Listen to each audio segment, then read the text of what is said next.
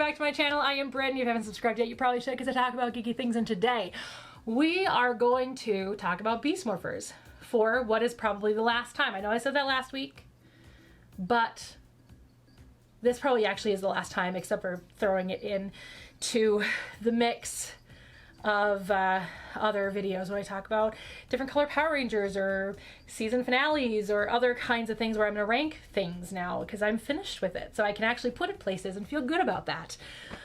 But yeah, so let's talk about it. We're actually going to do one at my computer because I thought halfway through season 2 well, it would be really fun to kind of finish up this journey that we have been on together, is watch the very first video I ever did on Beast Morphers, which was my first impressions video after watching, I think, 3 episodes. I haven't watched it since I uploaded it, and so it'll be fun to sit down together and watch it. So let's hop over to the computer and take a look and see how I felt. Okay, so here we are at my computer, and the very first thing I want to mention is the fact that, holy moly, my hair was so short back then. I tend to do this. I tend to cut my hair, chop it all off, and then grow it back out. And oh my goodness, I didn't have a single lightning figure back then. Oh my gosh. Wild, wild, wild, wild, wild. All right, so let's get started. This is my Detour shirt. It actually kind of looks good on me. I kind of like that. Wow, okay. Didn't realize I was gonna like that. And I even mentioned it, I think, at the beginning of my video, because it started playing already, so. Actually, I think I remember the day that I record this video. I think this is the day I dropped Melissa off at the airport after that very anime detour. Let's just get started. Orange has never exactly been my color. Anyway, I was feeling real weird about it because I don't wear a lot of orange, but I actually kind of like that. Hey guys, and welcome back to my channel. I am Britt, and if you haven't subscribed yet, you probably should because I talk about geeky things. And if you are brand new to my channel, you may not know that I'm a huge Power Rangers fan. Though you clicked on this video, so obviously you have some inkling that I'm a Power Rangers fan. We have been through my love of Power Rangers before, many times. I have talked about me getting into Power Rangers. I have talked about what I liked about Power Rangers before I got back into it. We've talked about how I told the future and knew that Jason was going to be the Gold Ranger. We've also discussed how I feel about each and every Power Ranger season except for Ninja Steel because I hadn't finished Ninja Steel yet. And I still haven't. Come at me, bro. Neo Saban is terrible. I hadn't finished Ninja Steel yet? Wild. Okay, that's... Wow. I didn't realize it's been that long. I didn't realize it took me that long to finish Ninja Steel. Okay. We've also talked about what I feel like Hasbro should do with the Power Rangers franchise. Let's talk about Beast Morphers. Now let me start off by saying Beast Morphers is certainly not the worst Power Ranger season. I think I forgot at this point, or maybe I didn't know at this point necessarily, that that it wasn't entirely Hasbro. I think I may have actually at this point thought it was entirely Hasbro. I think I figured out a little bit later that it actually was still pre-production wise Neo Saban, so. We have yet seen. That still goes to a combination of Ninja Steel, Samurai, and Lightspeed Rescue. I'm not 100% sure all the time which ones are the worst.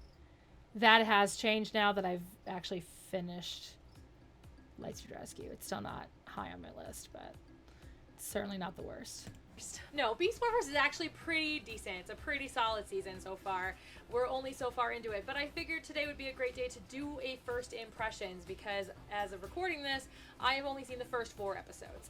And I generally wait until I have seen 3, 4, maybe even 5 episodes before I kind of decide how I feel about something, whether I'm going to continue watching it, whether I'm going to stop watching it, or anything.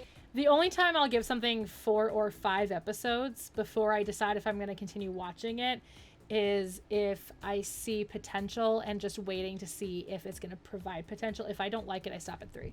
That is my rule. I don't waste my time.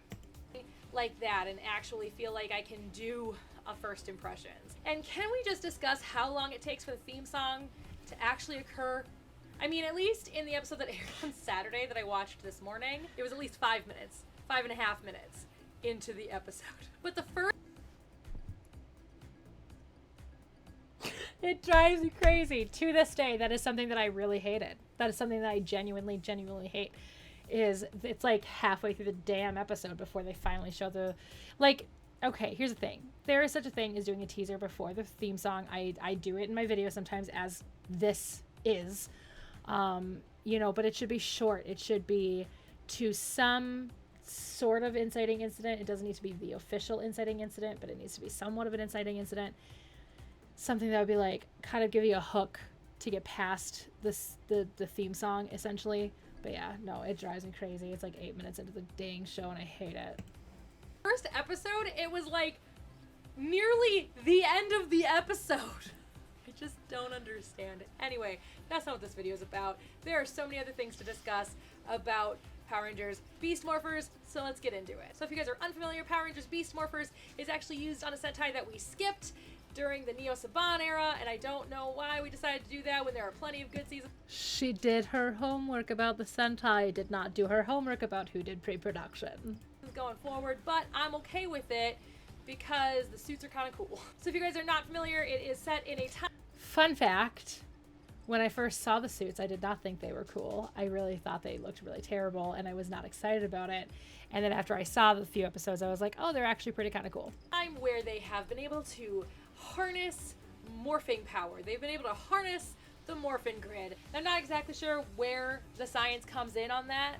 Then again, you know, the morphin grid is not scientific in the slightest. And so there really is no set laws about the morphin grid. We saw it to an extent in Operation Overdrive, but that's all. So now we have this thing called Morph X and these Power Rangers. So the 3 people that were chosen to be Power Rangers were not actually all becoming Power Rangers. There's not really much spoilers as to how the show is starting. So our first 3 chosen Power Rangers was going to be Blaze the Red Ranger, Ravi the Blue Ranger, and Roxy the Yellow Ranger. Ravi and Roxy are dating, but because of the rules, they will not be able to date as they are being Power Rangers. Roxy's having trouble with this. Ravi wants to stay, you know, really clean cut when it comes to his new job, and so he's breaking up with Roxy. We've also established that Devin is not the nicest. I remember making that mistake, but I mean, obviously I'd only seen a few episodes, so like, forgive me for mistaking their names. But yeah, and I made that correction, but very quick on the screen, but yeah. List of people, and this formula sounds so very familiar when it comes to this person who should be the Red Ranger, but of course does not become the Red Ranger, but becomes evil and the bad guy. Spoiler alert, Blaze becomes a bad guy. It sounds very familiar to Jungle Fury. The formula for this season specifically so far feels very Disney-esque to me, so that feels really good because I really preferred. It did feel very Disney-esque at first. It's still relatively Disney-esque, like I'm not gonna fault it, but it definitely had a lot of Neo Saban traits. It'll be interesting to see what Hasbro does when they fully take on Dino Fury. The Disney seasons, to be honest, I preferred their formulas, and this one seems to be no different. So also reminiscent of a previous Power Ranger season, though not a Disney season, was that of a rich kid named Devin with a rich, powerful father, though his father doesn't seem to be a horrible person. Like...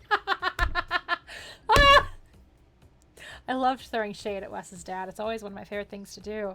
Also, this person had no idea that Evox was going to take over Devin's dad's body. So this person also had no idea that Evox is actually Vengeance. Spoiler alert.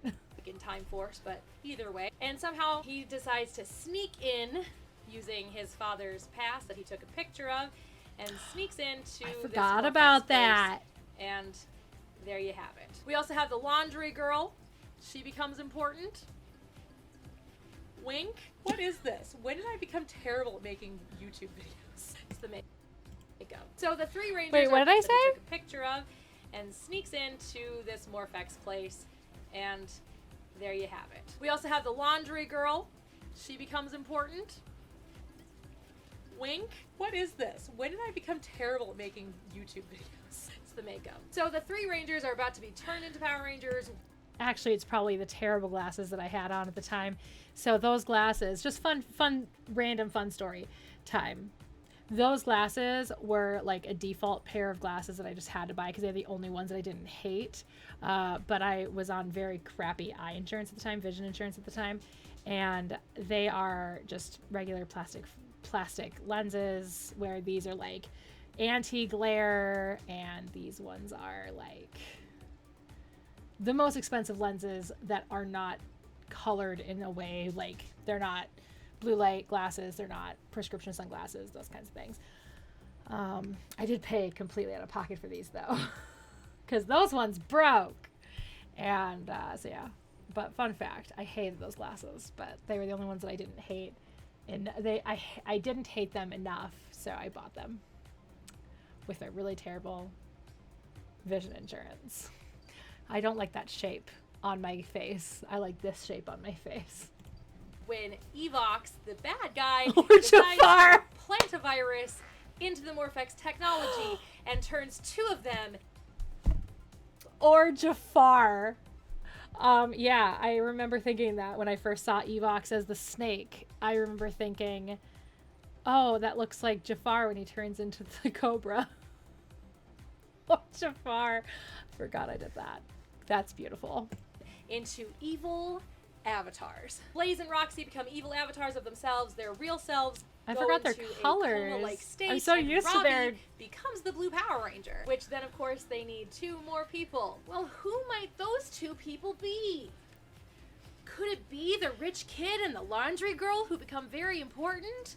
I think so. Yes, so Devin becomes the Red Ranger, and the laundry girl Zoe becomes the Yellow I love Ranger. cracking myself I up. really do like the camaraderie they have with each other, like the chemistry between the actors, and I think they're all actually pretty decent actors, and the writing is actually not terrible. The writing is actually pretty good for being the kind of era that it's falling into, unfortunately, with Power Rangers, and it's a nice change. The writing does feel really reminiscent of Dino Charge, which makes me feel good because Dino Charge was written well and the acting was good. The only issue that I really am having at this point is 2 other characters that are within Morph X, and their names are Betty and Ben. So Betty and Ben are kind of supposed to be the Bulk and Skull, and this happens quite a bit in Power Rangers seasons. There are a lot of seasons that feel like they need that comic relief with Bulk and Skull, but what everybody needs to understand is you will never have another Bulk and Skull.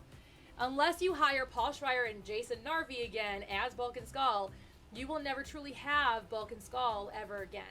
I mean, they even tried by hiring Paul Schreier and then hiring a kid actor to play Skull's son. Samurai, just stop. Paul Schreier is a comic genius, as well as Jason Narvi, and together, they are incredible. If you ever hear them talk about how they became Bulk and Skull and what they did with each other to make sure that they could be in sync with each other and do the acting the way that they actually did, it is incredible. Now, my issue with Betty and Ben isn't that they're trying to be Bulk and Skull and failing. While that's part of the problem, my big problem with Betty and Ben is actually more based on the fact that their characters are completely unnecessary, other than throwing in comic relief. Shows tend to do this, especially kid shows will tend to do this. Ever since 30 years ago, I worked for Family Matters. But that is, you take regular, realistic seeming characters, and like this series has all of that. The Power Rangers themselves are not overacting, at least to the extent that these characters do.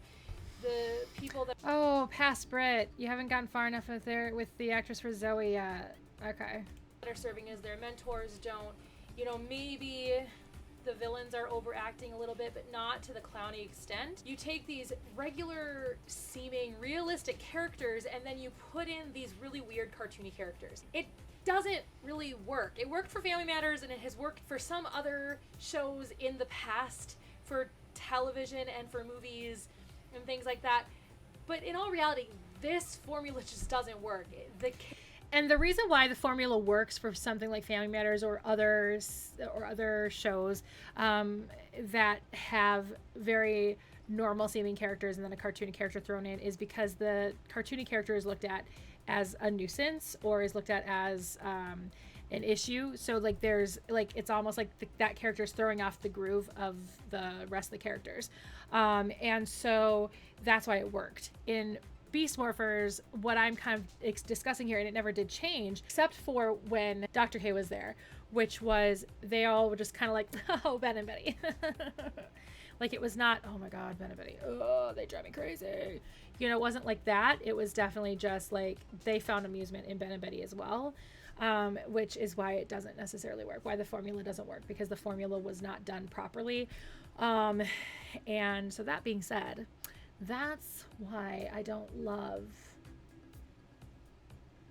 Ben and Betty. Plus, their actors just don't do comedy well. And I don't think that I really understood that at this point yet, because I hadn't gotten far enough yet in the series for me to really understand that it was an actual acting issue than it was more of an execution issue. But I digress. Characters just seem very out there. The characters just seem to be really strange and just complete. So I never liked Ben and Betty. And utterly out of place. So if you're going to have a kid show and you specifically want it to be campy, then you make all of the characters cartoony, or do it the way that Power Rangers has always done it, with a touch of overacting, but nothing too crazy, and have it be campy that way. Because no matter what, with a kid show, you have to make it campy because you have to get kids interested, and kids are not going to be interested unless it's campy, especially these days. I remember showing my nieces one of my favorite cartoons when I was a kid, called Danger Mouse, and they thought it was incredibly boring, but that's because it's dry British humor. But yeah, I mean, it just tends to be a formula Danger that Mouse is to this used day. a lot, and Power Rangers has used it in the past. They used it with Samurai, with Bulk, and then Skull's son. I don't even care to remember his name in the show. Spike. But they've used it in the past, and the only other time that we've ever gotten close to a Bulk and Skull was Cassidy and Devin from Dino Thunder, and that's because they did it in a very different way. That's just the last time I really appreciated a comedic duo. The last time, or there have been other comedic duos I've really liked. Like the other one Katrina has played with Capri and, why can I never remember the other one's name? From Ninja Storm. That was another really good comedic duo. They were very similar to Bulk and Skull, that sometimes they had a little cartoony twist to them, but they weren't like overtly cartoony. They didn't purposely end up in really weird places. You know, they were just trying to figure out who the Power Rangers were, and they ended up in weird situations because of it. So it made sense. But again, they were relatively normal, realistic seeming characters. So it really wasn't a big deal, and it really worked. With this, that's my only real issue getting through this as a 32-year-old woman watching a children's... I was 32 still. Wow. I had 2 whole birthdays during the course of Beast Morphers. This television show, let's all remind ourselves that it is meant for children and not for adults, especially adults who have studied film criticism. But the demographic truly is my age. I don't think I truly knew that yet because I hadn't dove into the Power Rangers community at this point, really. I hadn't gone deep enough into the Power Rangers community. This was when I first started diving into it. And I've learned now that the demographic is truly my age. And that's something that really needs to be understood. And that's something that needs to be accepted. And that's something that needs to be appreciated. Formula itself just doesn't work as an adult. But it is important to look at that, even as a kid's show. Mostly because of the fact that you're going to have kids, but you're also going to have the parents watching the shows with the kids. And maybe that isn't the case anymore. But I know I grew up with my parents watching Power Rangers with me. I grew up with my parents watching Ninja Turtles with me. One of my mother's favorite shows when I was a kid was Rocko's Modern Life. She also really liked Animaniacs. If you're a parent, let me know in the comments below that if you watch television with your children, specifically if you're not super interested. Obviously, if you're a Power Rangers fan and you have children, you're probably watching Power Rangers with your kids. But let me know in the comments below, if you're not super interested in the show itself, do you still watch with the children, at least even just a few times to make sure that it's appropriate for children? So, but you do have to think about that as well when you're making a kid's show. You need to throw in some things that the adults would like. That's why Animaniacs worked so well. That's why Rocko's Modern Life... Animaniacs is nothing but adult jokes. Come on now. Life worked so well. And even Power Rangers to an extent. Watching it as an adult, there were things that I missed that were thrown in there for adults. I mean, just the teenagers with attitudes thing itself, when you actually hear how Zordon expresses that mentality, it's actually quite funny as an adult. And I don't think I would have found it that funny as a kid because I didn't know any teenagers when I was a kid, when I was the age that I was when I first saw Day at the Dumpster. So there you go. My sister was getting close, but so you do have to throw some of that in there. And so it is important to think about how the adult will handle it, how the adult will like it, if the adult will like it at all. And that type of formula just doesn't really work for adults. Now, this part of the video, I am going to talk about what I'm thinking will happen going forward. Mind you, Ooh, this is gonna be fun. I already know one thing that I did predict correctly. I have not seen this Sentai. I only watch things when they are available legally in the United States. So because the Sentai has not been made available in the United States legally yet, I have not yet seen it. So I know nothing about the Sentai. I'm trying really hard to stay away from Sentai stories because now they are coming out. I spoiled myself for a ton back in the beginning. Now that I know I can and that it's coming to a point where I'll be able to see them, I am definitely trying to stay away from spoilers. So do not spoil the Sentai if you have seen it in the comments below. But this is what I'm guessing will happen moving forward. There's another character known as Nate. He is kind of the scientific brains behind everything. He's kind of the Billy, if you will, of the season. He also has a little crush on the Yellow Ranger, which I think is adorable. He is a child prodigy, and I have a feeling, much like Miss Morgan in Dino Charge, he probably will become a Power Ranger later on. I did it. Now, I was not correct about who would become a 5th Power Ranger, because I do think I specifically say if there are 5 Power Rangers, I think probably Roxy and Blaze, once they are able to be saved. But if we go to 6, then it'll be Nate, and Nate would be the 6th Ranger, is what I was thinking in my head. Obviously, that's not true. Obviously, I had no way of predicting that Steel was going to come along. But I am so proud of myself. I know how the Sentais tend to be formalized, and if they start with 3 Rangers, they usually end with either 5 or even sometimes 6, like in the sense of Ninja Storm. So I'm guessing we're gonna add at least 2 more Power Rangers before the end of all of this, and I could be totally wrong. I could You're be not completely wrong. Like I said, don't spoil it for me. But this, knowing the formulas of the Sentai and knowing the formulas of Power Rangers, because I've seen every single season, at least one episode of every single season, and studied film criticism in college, I kind of am able to pick up on that. So maybe I'm wrong, but my theory will be that Nate will become a Power Ranger. I don't know what color, because who knows? He wears a white lab coat, so maybe there is a White Ranger coming forward. Wouldn't entirely surprise me because Dino Thunder started with 3 Rangers and ended with a White Ranger. Jungle Fury had 3 Rangers and ended with a White Ranger. Maybe, but then again, there was no White Ranger with Ninja Storm, so who knows? And then the other thing too I think will happen is that they will save Blaze and they will save Roxy, and then of course those 2 will become Power Rangers as well, based on the fact that Blaze is still wearing red and that Roxy is still wearing yellow. I'm guessing they'll probably be like a crimson or gold ranger, but they could. I did pick out gold at one point, but I said that Roxy might be a gold ranger. I'm good. Change colors completely.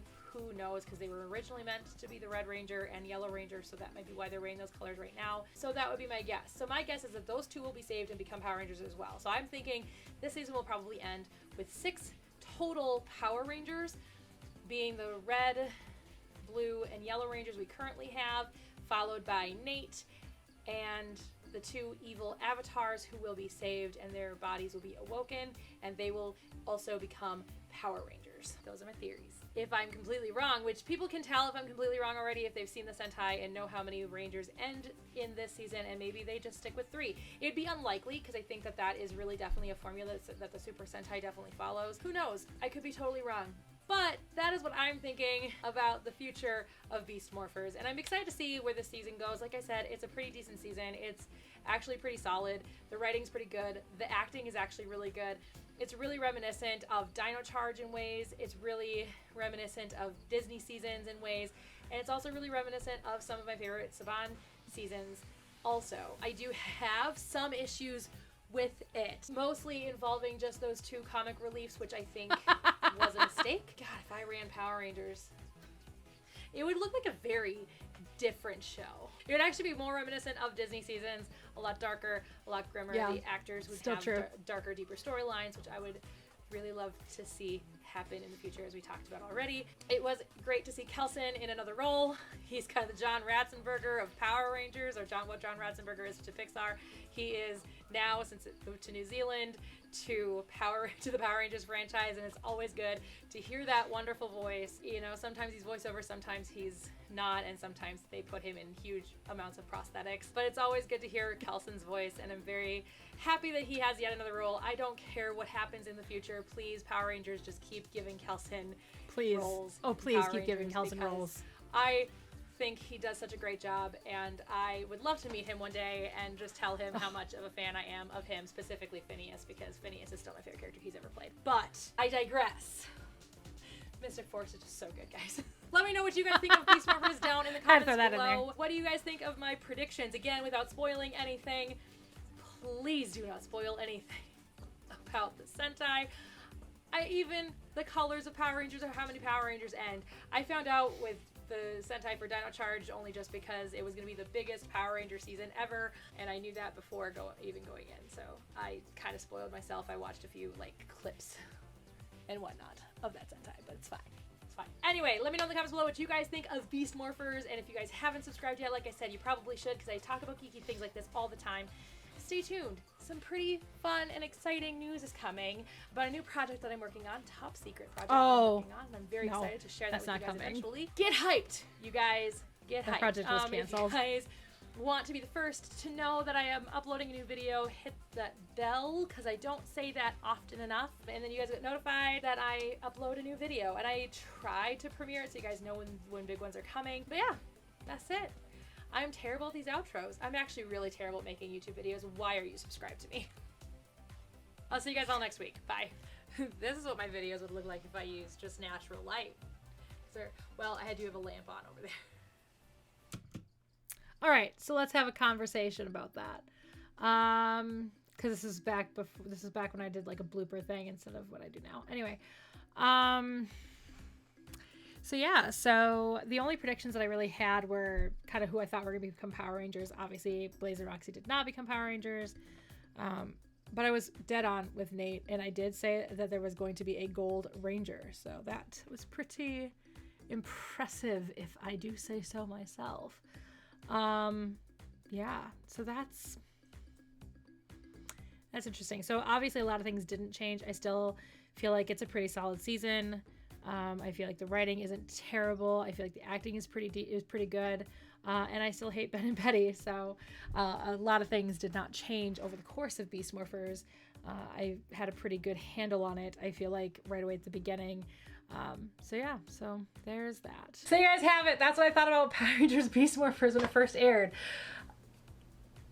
It's so weird to be watching that now. Now as somebody who has finished the series, so that's fantastic. Let me know what you guys thought of this video down in the comments below. If you guys liked it, if you guys didn't, give it a like anyway, because just make my day. If you guys want to see the last video I did on Beast Morphers, click right here. If you guys want to see all the videos I've ever done about Beast Morphers, you guys click right here. It covers most of season 1, all of season 2, and last week's video as well, talking about the overall feelings of Beast Morphers, plus an overall feelings of Beast Morphers for season 1, plus probably the first impressions video. Click right here to subscribe if you do. Hit the bell for notifications. I make videos every single Thursday. I'll start doing live streams every single Saturday once Dino Fury becomes a thing in our lives. And I'll see you guys all next time. Bye.